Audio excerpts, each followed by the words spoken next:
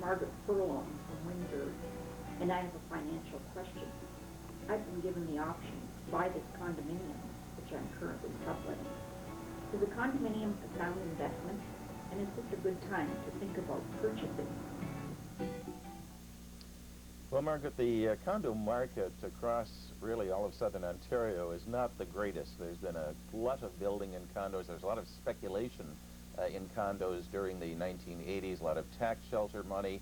People bought into condos they never intended to live in. Now those condos are sitting vacant. They're having trouble renting them. And so really there's a lot of bargains available. Now, I had a long talk on the particular situation in Windsor with Rob DeLoretto. He's the manager of the Royal LePage office down there. And what he tells me, as far as he is concerned, is that he would not be recommending people buy condos at the present time unless they intended to live in them. He would not be recommending them as an investment. He would not be recommending them as a speculation of any kind. The situation now is there's a lot of vacancies. If you are renting the condo, as you are, you may find that the rental costs are actually a lot lower than what it would cost you if you had to own the property and pay the mortgage and pay the taxes and so on. And that's because many of these condos are being rented out at a much lower price simply because the owners are trying to get some cash flow coming back to them. Now, if you're thinking of buying the condo, what I would suggest you do is check out the market. Go around, look at other condos of a similar nature, see what the prices are on those. You're going to find a lot of cost-cutting which is going on. You'll find a lot of sweet deals out there. Vendors are taking back mortgages at below normal interest rates. So there's all kinds of bargains. It's really a buyer's market, and you should take advantage of that. Another thing also, be sure to add up all the costs of carrying the condo yourself. I'm told that property taxes in Windsor are very high compared to the rest of the country. So take that into account. Take into account the condo fees. Probably these will add maybe $300 to $400 a month over and above the cost of carrying the mortgage. See if it makes sense to do it that way, or if you're better off just continuing to rent. Okay, Gordon, well, I think Margaret's got a supplementary question for us. If I have $50,000 to invest, would I get a better return on my money by putting a down payment on this condominium or by leaving it in the bank? I don't know that I'd recommend either one.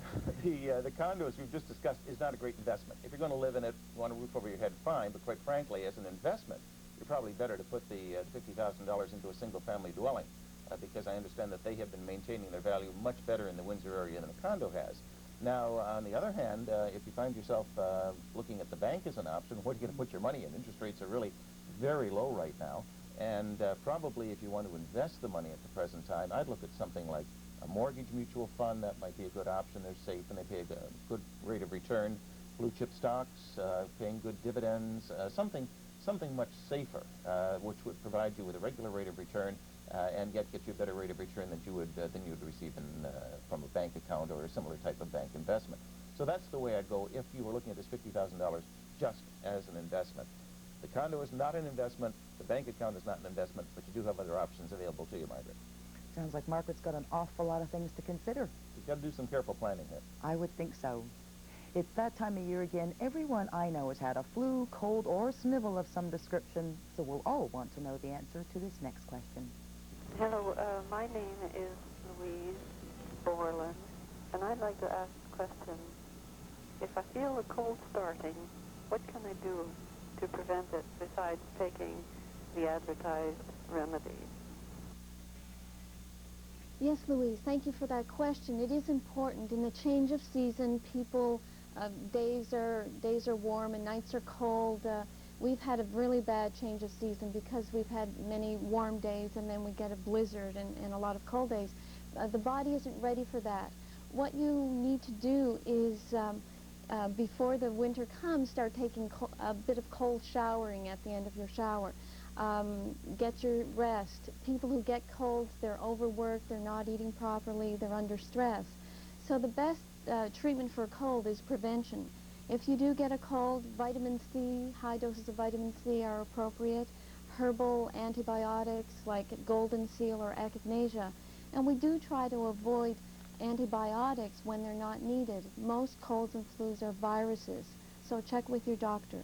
Cold shower at the end? I was thinking about that, I can't even stand the idea. Why would you do that? It gets your body acclimatized to the change of temperature. But this assumes you're going outside, presumably. What if you just stayed in the house?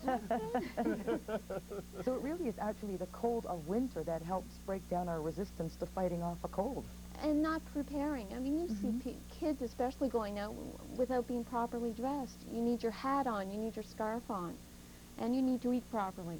And avoid the mucousy foods like sugar and alcohol and dairy products if you feel a cold coming on. Okay, that's terrific. Gordon, it's back to you for another investment question. This time it's about collapsing some existing investments and reinvesting them elsewhere. Ruth McGill from Brantford writes in that she has a question about the transfer of unmatured debt instruments, such as RRSPs and GICs. I have these with a company whose future looks uncertain, but none of them mature until next year. I got a form from Revenue Canada, a record of direct transfer, but I'm told by the companies involved that I can't transfer unmatured instruments. Could you answer this for me, please?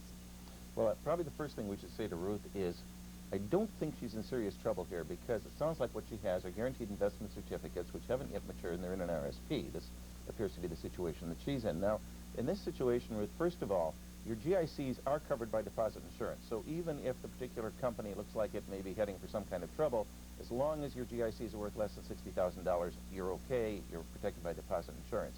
You should, however, be able to transfer those GICs to another financial institution if you put them into a self-directed RSP. There shouldn't be any problem, because in a self-directed RSP you can hold really any kind of investment. What I suggest you do is go to the financial institution that's holding those GICs, tell them you want to make a transfer into a self-directed RSP somewhere else.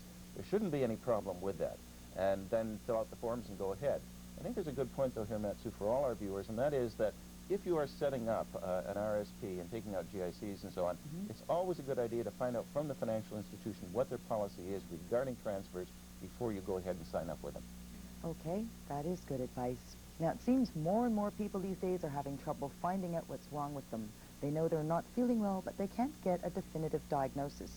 This next viewer is suffering through exactly that situation and has a question for you, Carolyn. Hi, my name is Karen. I live in Toronto, and I have a medical question. I've been feeling somewhat unwell for a little while now. I have no specific acute symptoms, but I feel lethargic and run down. I have frequent headaches, occasional dizzy spells.